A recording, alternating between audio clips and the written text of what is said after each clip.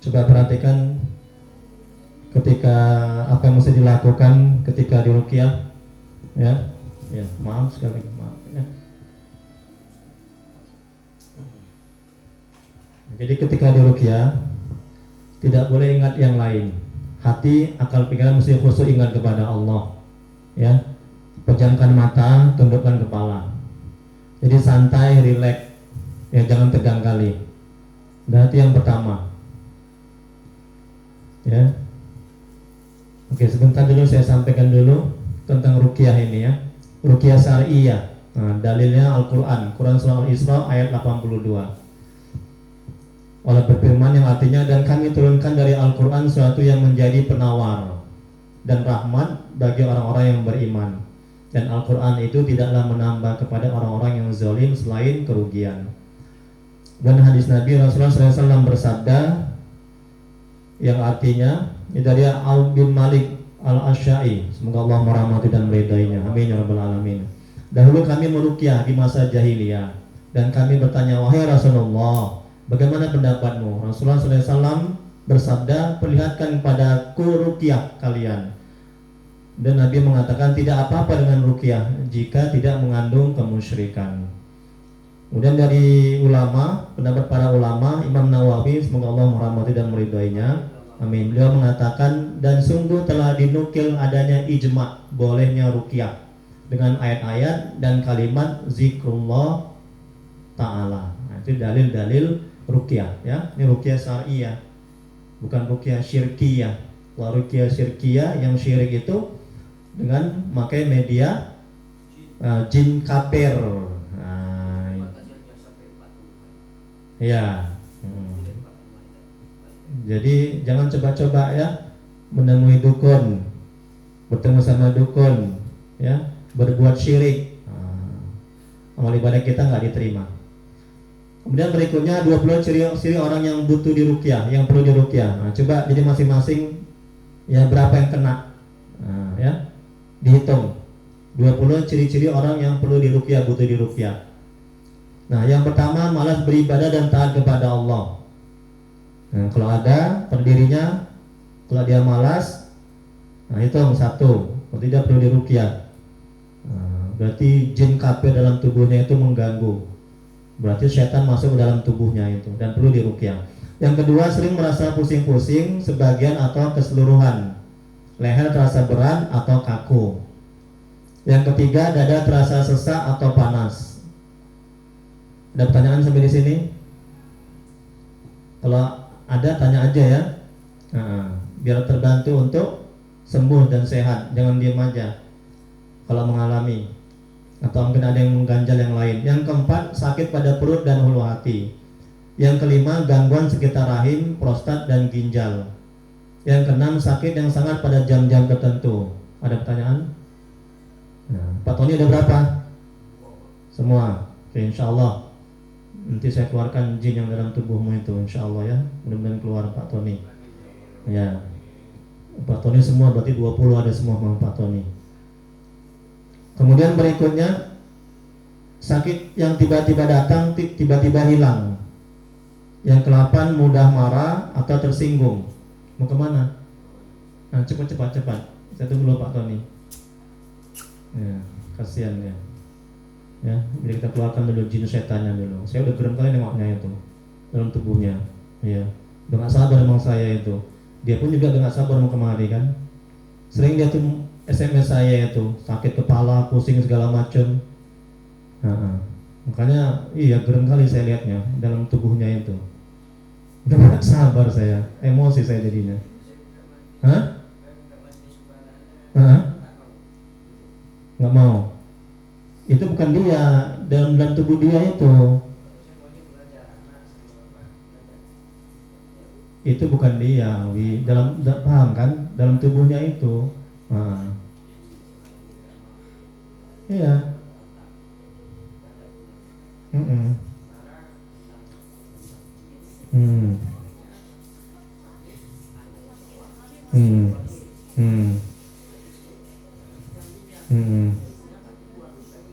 Iya. Rugi ini sendiri. Hmm. Ya. Jin-jin kafir nih jahat nih. Awas kau jin kafir, ya. Tengoklah kau, tunggulah kau. Iya, gerung kan saya lihatnya dari kemarin. Ya. Inilah saatnya nih nanti nih. Kita insya Allah atas izin Allah ya. Jemaah saya kemarin tuh disantet itu. Melawan pula dia sama saya. Kau melawan sama saya, oh mati kau nanti aku bikin. Bilang marah saya. Marah dia lagi. Orang apa? Orang mabar sana. Alhamdulillah keluar jerit-jerit dia. Udah? Tunggu dulu Pak. Siang.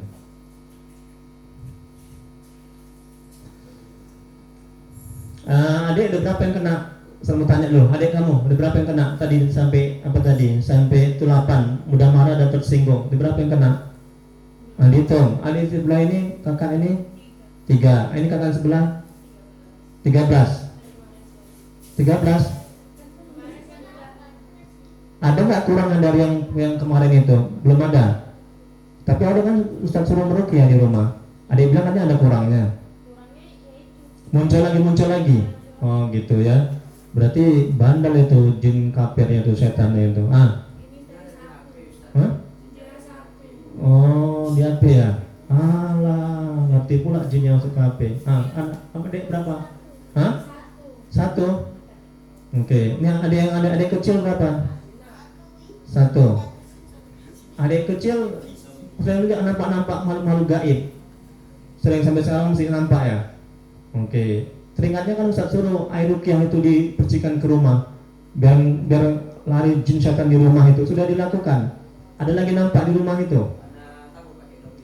Alhamdulillah, bagus itu. Air ruqyah dan bidara sekarang masih nampak di rumah. Alhamdulillah. Tapi adik kecilnya bilang katanya nampak lagi.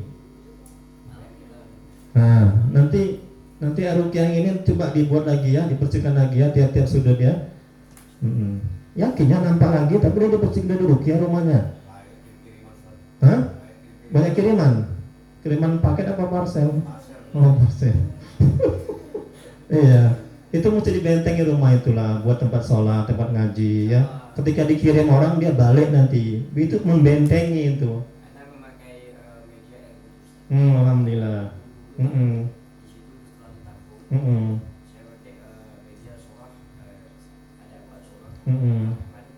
Alhamdulillah, bagus itu.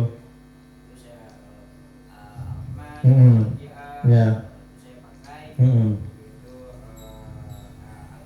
Ya alhamdulillah. Masya Allah, tabarakallah, jazakallah khairan ya. Alhamdulillah, amin. Ya bagus itu ya. Jadi benteng rumah itu dari serangan jin, dukun, santet segala macam adalah buat rumah itu tempat ibadah, tempat ngaji, baca Quran di situ.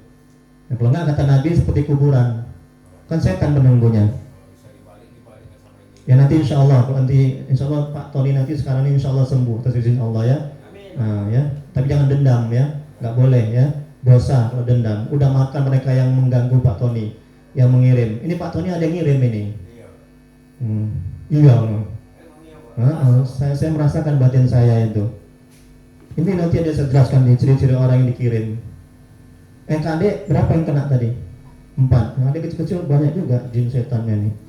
Ya. Oke. Berikutnya. Nomor berapa sekarang? 9. Sering bingung, sulit berkonsentrasi.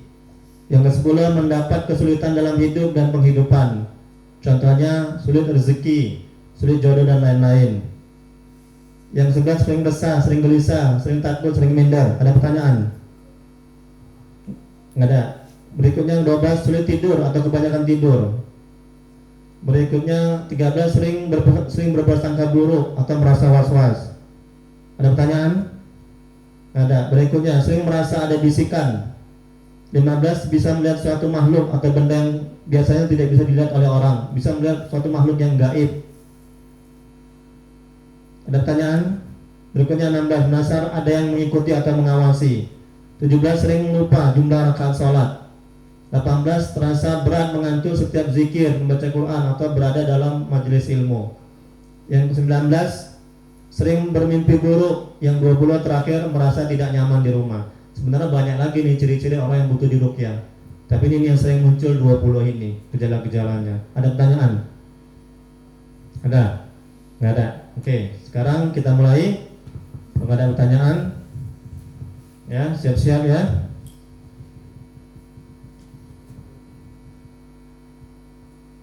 Ada di ini, di HP saya itu dia. Ciri-ciri orang yang disantet itu. Salah satunya ciri-ciri orang disantet dikirim. Salah satunya itu ada 13 ciri-cirinya itu. Salah satunya itu kayak jalan-jalan dia di badan. Iya Pak Tony, betul kan? Nah itu jalan-jalan dia. Jalan-jalan gitu kan? Nah, ya itu ciri-ciri orang disantet dikirim. Jadi kirim itu bermacam-macam. Ada yang melalui jin kafir, ada juga melalui makanan, ya, garam dan sebagainya. Oke, jadi ketika di ruqyah coba perhatikan, masing-masing udah dapat ya. Udah, saya juga. Adik udah dapat airnya? Buka lah sayang. Airnya udah? Buka, oh udah. Ustaz Sabri meruqyah juga? Meruqyah orang? Iya juga meruqyah. Oh, sering meruqyah? Sering meruqyah Ustaz Sabri? Enggak. Oh, alhamdulillah ya.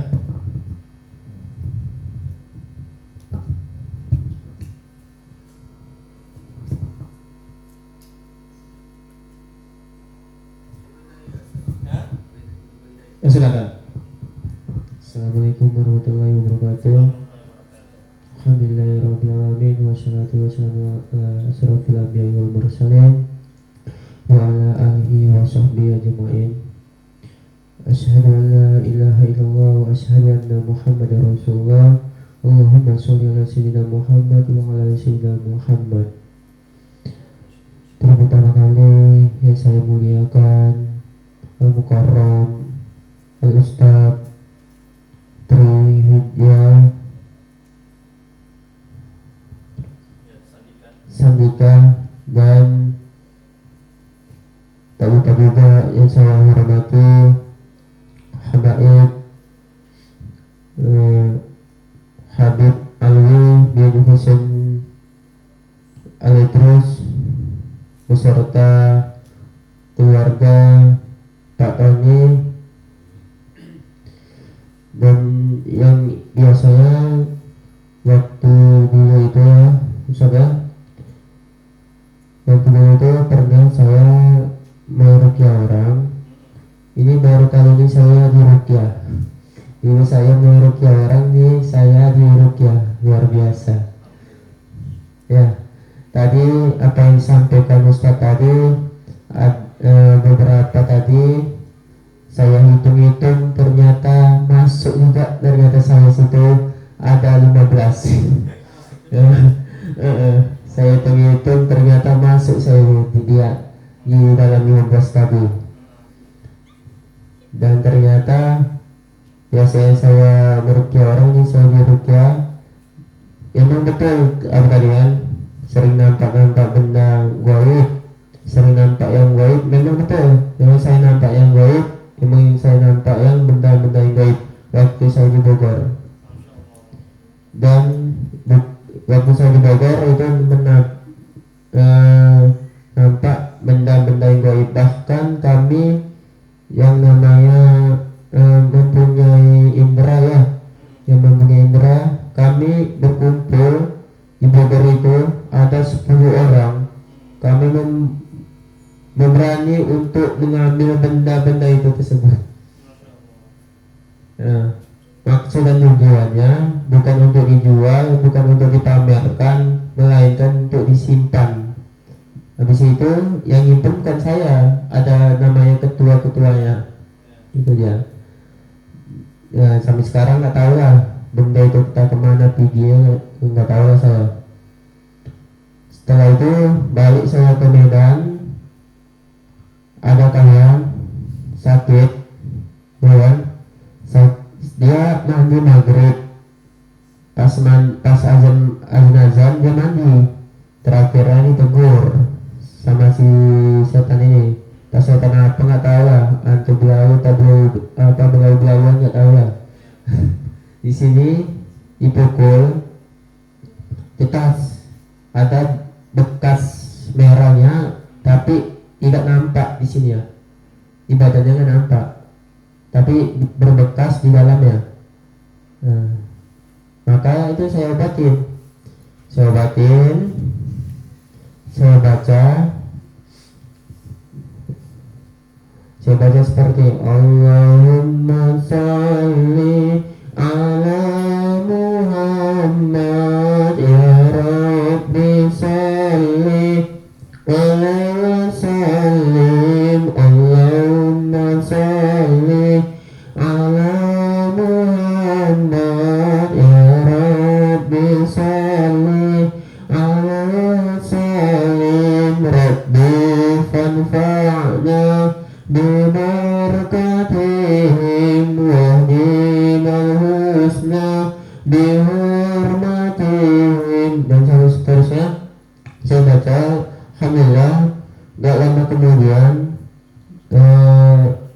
berkat bantuan Allah juga SWT dan bantuan Nabi Muhammad SAW ternyata udah hilang, alhamdulillah hilang. Bukan berkat saya ya, tapi berkat Allah SWT hilang. Atas izin Allah SWT maka hilang bekas itu tersebut. Bahkan kata dia dah agak lumayan nih, dah agak apa namanya, dah agak hilang gitu, dah agak sakit lagi, dah agak pegel-pegel lagi. Nah, pertanyaan saya tadi waktu Ustaz tadi mengatakan di Uluwati, ini saya sakit di Uluwati memang. Bukannya apa, bukan. Memang dari bawaannya kita kecil ini sakit mah, tapi nggak tahu juga nih, tak ada setannya malah nih. Makanya waktu pas dibaca tadi masuk ternyata. Ya, masuk ternyata dalam 15 tadi. Saya hitung, saya dengerin, masuk udah 15. Ya kan? Di hati saya ini nggak tahu nih isinya setan tak apa, cobalah saya rukyah kan, gimana tahu setannya keluar ya kan. Dan itu yang kedua ya. Yang ketiga tadi apa tadi namanya Ustaz? Apa tadi? Tanda-tandanya apa tadi tuh? Yang kedua maksudnya? Bukan. Mal sholat saya sering sholat. Sering pusing yang kedua. Sering pusing itu ya? Enggak. Kalau saya enggak. Pas pusing-pusingnya itu masuk tuh. Pas pusing-pusingnya pas dompet itu pusing. Pas dompetnya itu pusing. Maksudnya isinya juga ada. Pusing. Mau belanja kemana? Mau beli apa? Itu gak pusing tuh. Pas pusing-pusing ada. Tapi yang seriusnya aja lah ya. Pas pusing-pusingnya itu waktu saya pernah ngobatin orang, saya pusing kali tuh. Ini cuman ya saya mau ngobatin orang ini? Karena apa ya? Karena dia minta untuk dikeluarkan jinnya. Sementara saya nggak paling mengeluarkan jin. Itu yang pertama. Yang kedua dia minta seperti Pak Wandi tadi kan, jarak jauh katanya, tolong dirukyah jarak jauh. Sementara saya belum pandai kali, belum ahli kali kan, belum sultan kali saya tentang jarak jauh gini rukyah. Biasanya dari dekat saya rukyah bisa, tapi kalau misalnya jauh, jarak jauh saya nggak bisa. Itu dia kan karena kan yang namanya punya indera ini kan berbeda-beda ya. Kalian sudah berbeda-beda, ada yang bisa ini, ada yang bisa itu, ada yang bisa ini. Jadi dia berbeda-beda, tapi kalau dikumpulkan menjadi satu, menjadi kuat dia kekuatannya. Yang sudah itu dia. Yang apa lagi itu tadi Ustaz? Satu lagi. Nomor satu apa tadi? Coba saya baca dulu.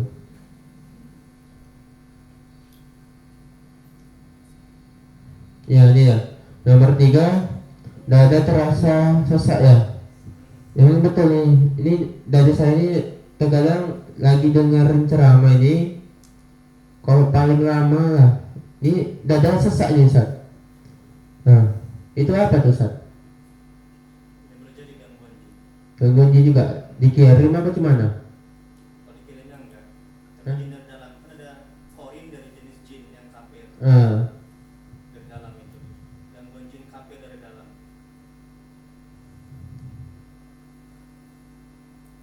Kan dalam tubuh kita ini kata Nabi Rasulullah SAW bersabda, ketika kita lahir sudah diikuti oleh korin.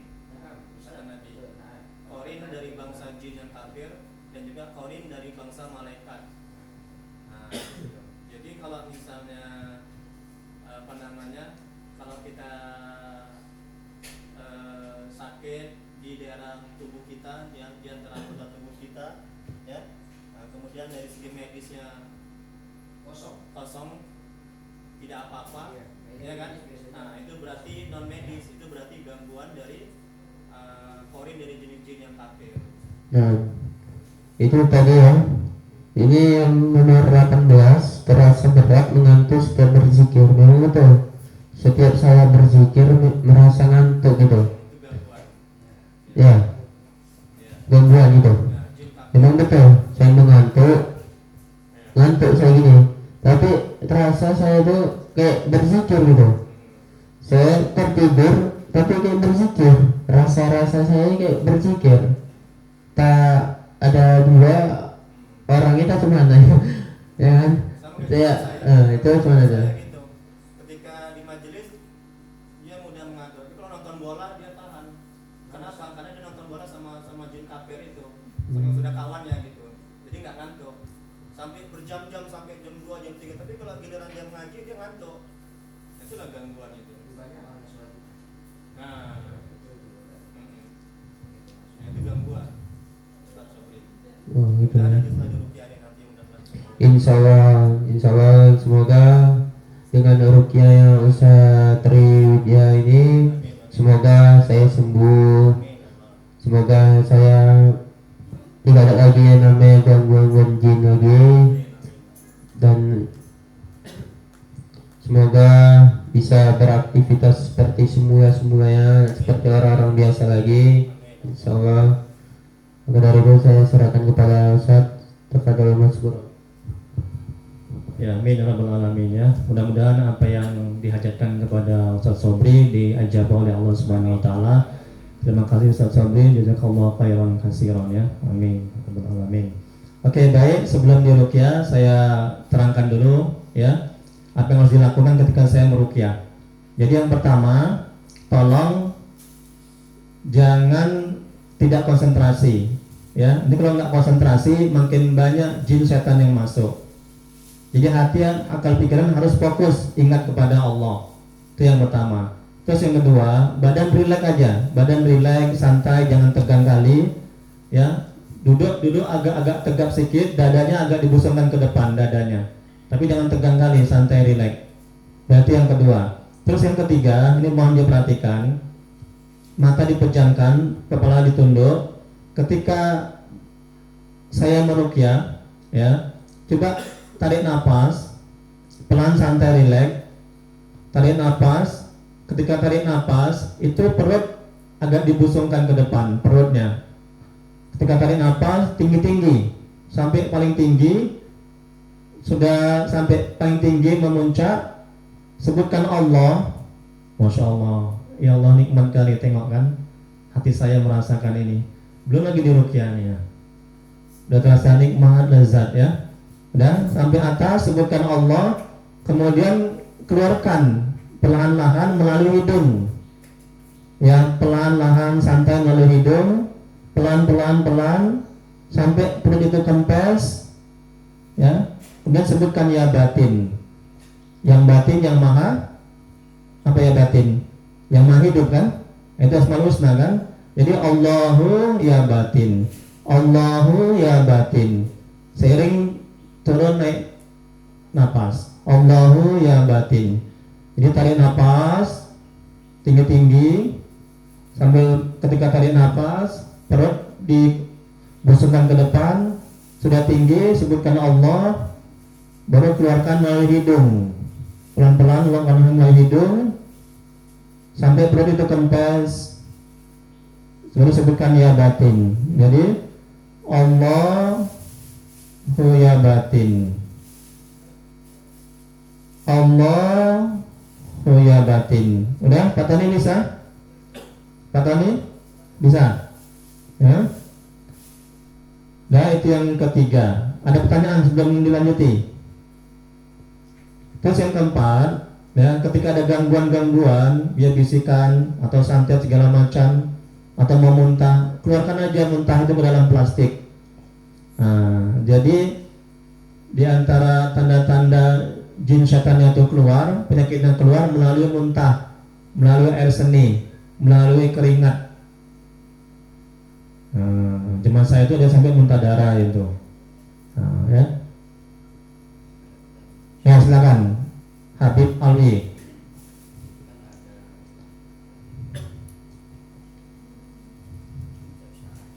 Ke ini, biar dia masuk ke ini, ke apa? Setiap saat Ustaz, Wakil pasti kita kan dari almarhum Uyud Abdullah Husain sampai Abah, sampai makam Abah, dia sampai saat ini yang selalu ikut sama saya,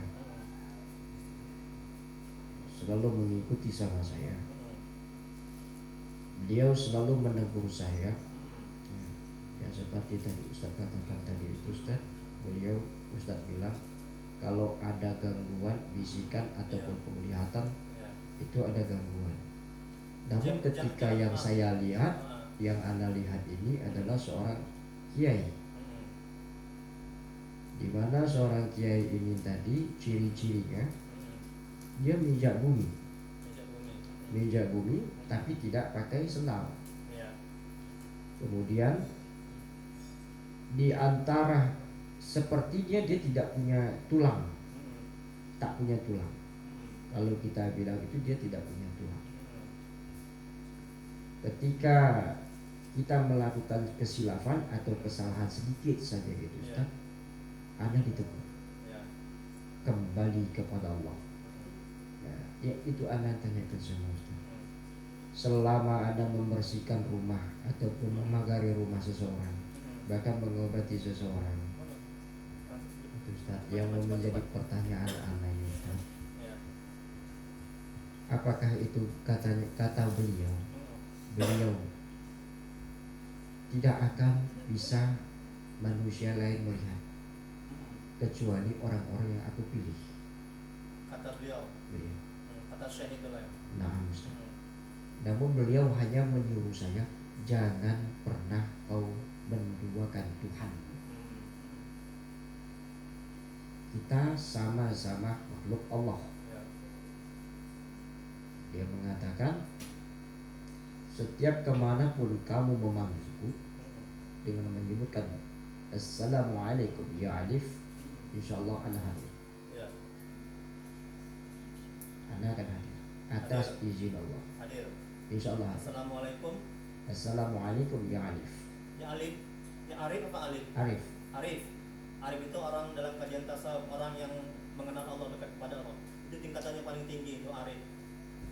Beliau makanya begitu. Itu makam yang paling tinggi, tingkatan yang paling tinggi. Nah, Terus itu yang mau Anda tanyakan sama Ustaz. Beliau hanya menyuruh Anda Assalamualaikum ya Arif. ya Arif, Masya Allah.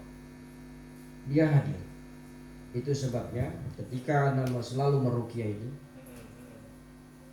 itu Anda buang langsung dari sini. Tapi itu semua beliau mengatakan sesungguhnya itu adalah kebesaran Allah, bukan kehebatan ilmu. Itu sebabnya yang Anda pertanyakan Ustaz, ketika tidur Anda malam hanya 2 jam kemudian disuruh tahajud, itu kalau lalai sedikit beliau tegur, apakah itu bisa dihilangkan atau bagaimana?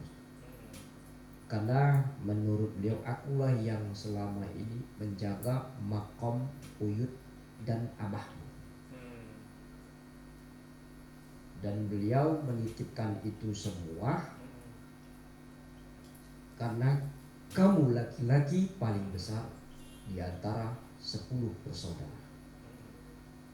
Anda nomor 6 harus mampu melanjutkan perjuangan abahmu. Kemudian setelah saya palingkan ke bawah, beliau hilang. Apakah beliau termasuk golongan jin dari golongan orang muslim, atau bagaimana selanjutnya, Ustaz? Apakah saya juga perlu diruqyah? Karena ketika seperti ini beliau hadir. Sekarang hadir beliau. Hadir. Insya Allah beliau bisa masuk ke dalam tubuh saya. Saya bilang, tahan. Ada gak mau gak bikin kacau? Itu secara bahasa Latinnya. Karena dulu Ana memperdalam ilmu yang namanya dari Himpunan Elang Sriwijaya Sakti, HIMSI ESA. Dan yang satu lagi Ana mempelajari tentang ilmu tapak suci dari perguruan silat tapak suci. Jadi semuanya batin. Jadi Ana punya zikirnya, fa'ilan fasqurni fastaghfir Allah, Allah, Allah, Allah, Allah, Allah. Anda letakkan nama Allah dalam hati dan jantung, karena dia menghidupkan dan dia mematikan.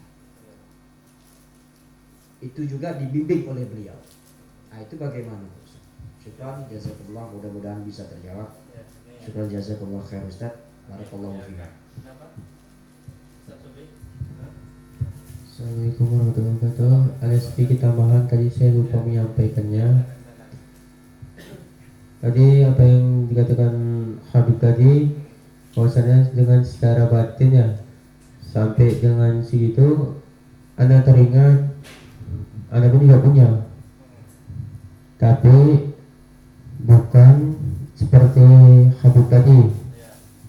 Anda mempunyai, yaitu semacam Anda pernah belajar ilmu yang namanya ilmu macan putih yang dinaungi oleh Prabu Siliwangi. Ya. Nah, Anda pernah belajar itu, dan waktu ternyata Anda belajar itu bukan Anda sendiri aja, Ustaz. Ternyata ada risalahnya.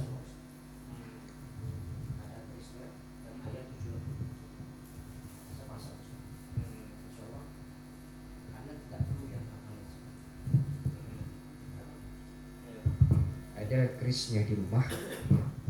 Kerisnya itu 5 lekuk.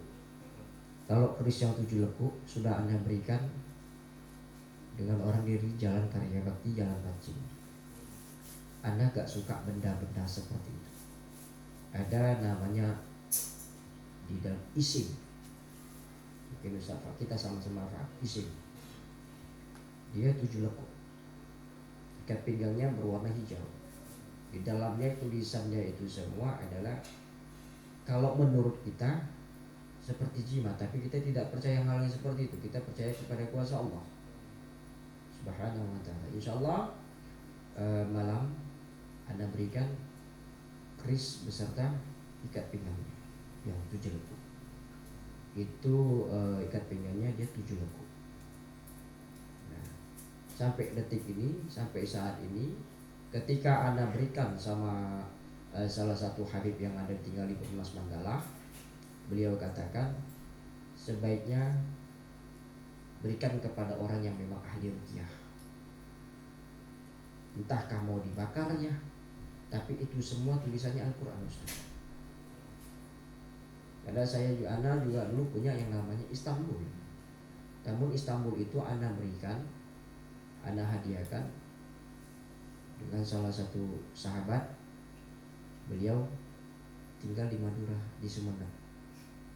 Nah, tinggallah kerisam itu. Insyaallah malam Anda berikan sama Ustaz, karena beliau juga, kiai tersebut, tidak menyukai benda itu. Jadi bertolak belakang. Mudah-mudahan Ustaz bisa menerimanya, entah itu dibuang atau bagaimana. Insyaallah Anda antarkan nanti malam. Oke, ada lagi? Ya, udah. karena belum sampai ngomong tadi nggak dipotong, tapi nggak apa-apa. Ya, nggak apa-apa, Bib. Tadi Anda bilang ternyata itu keturunan dari macan itu. Ternyata setelah Anda selidiki memang keturunan dari kakek saya sendiri. Ya. Jadi ketika kakek saya meninggal, turunlah ke mama. Baru kata mama keturunan baru diturunin ke anak-anaknya. Dan termasuk saya lah. Dulu waktu saya masih pandai jalan, mama saya menceritanya, Ustaz. Saya bongkar aja lah ya, Ustaz ya. Jadi kita di sini belak-belakan aja lah ya, Ustaz ya. Tapi nggak boleh dibuka keluar ya, itu aib ya. Ya. Haram hukumnya. Iya.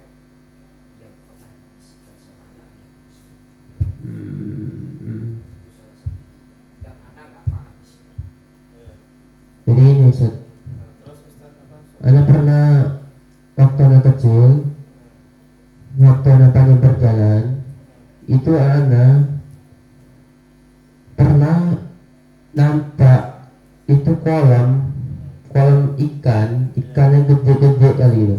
Kalau kita waktu kecil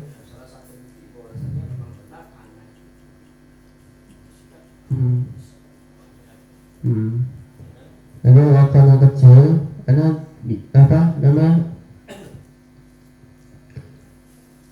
nampak namanya sungai, ya, atau lautan lah gitu. Dan banyak lah ikan-ikannya itu gede-gede kali, Ustaz. Tahu waktu kecil itu kan, yang namanya suka ikan-ikannya, yang Ustaz. Dan itu anak mau melompat, dan alhamdulillah ada mama saya di belakang, dikejar saya, ditarik yang gini. Apa kata mama saya? Lu ngapain di situ, katanya? Lu mau melompat, katanya. Itu jurang, kata mama. Itu jurang, nggak katanya itu jurang. Sementara di mata saya itu nampak cuman air dan banyak ikannya, seperti pantai dan ikan lah itu. Ikannya gede-gede, tapi ikannya apa nggak tahu saya. Itu di mata saya. Nah, tahu nggak penjelasannya, Ustaz? Itu apa? Setan ini mau membawa saya mati atau gimana, nggak tahu lah. Itu saya sebelum menguasai yang mana yang nyata dan yang mana yang tidak nyata. Jadi saya masih terbawa-bawa, yang nggak nyata ini terbawa-bawa, itu dia. Dan alhamdulillah sekarang ini saya udah bisa membedakan, ini yang nyata, ini enggak ya, yang nyata. Saya sekarang udah bisa membedakannya karena saya kan udah belajar juga.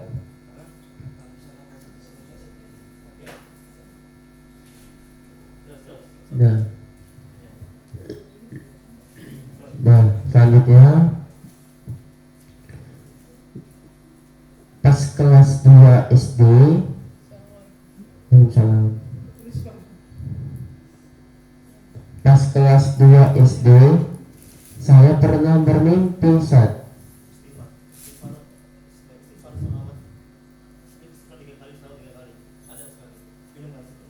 Saya pernah bermimpi, ya. Saya pernah bermimpi, itu tulisannya berbahasa Arab. Berbahasa Arab, cobalah.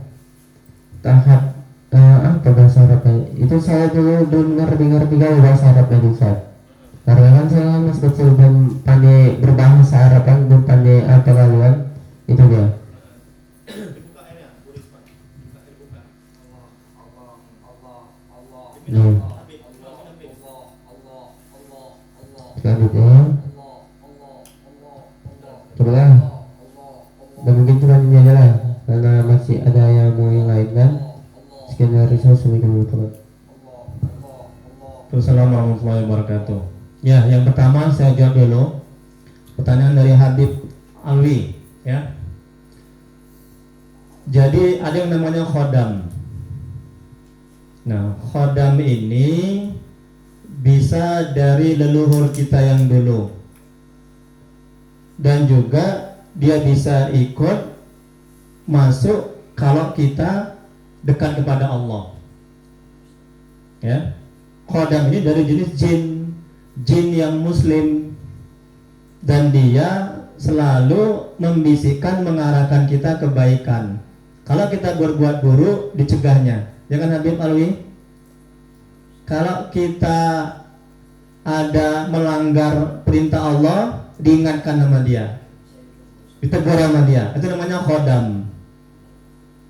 Ya, nah, khodam ini artinya apa? Khodam artinya pembantu, penolong, pendamping. Nah, itu yang lebih tepat.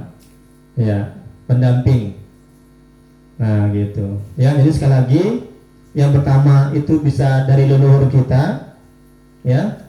Yang kedua, bisa juga dia ikut karena kita taat kepada Allah, dekat kepada Allah. Ya, memang hanya orang-orang tertentu yang diikuti oleh khodam ini, pendamping. Dan gimana Ustaz? Apakah perlu dibuang? Tidak perlu dibuang. Justru kita bersyukur. Nah, tapi harus diingat, kalau kita lalai, ya, kita nggak kuat iman, kita nanti bisa syirik. Kita bergantung, bersandar, meminta kepada khodam itu. Harus hati-hati juga. Nah, jadi intinya, jangan sibuk hati akal pikiran kita sama khodam itu, tapi sibukkan hati akal pikiran kita kepada Allah. Itu aja. Ya, paham itu? Gitu ya Bi Alwi ya.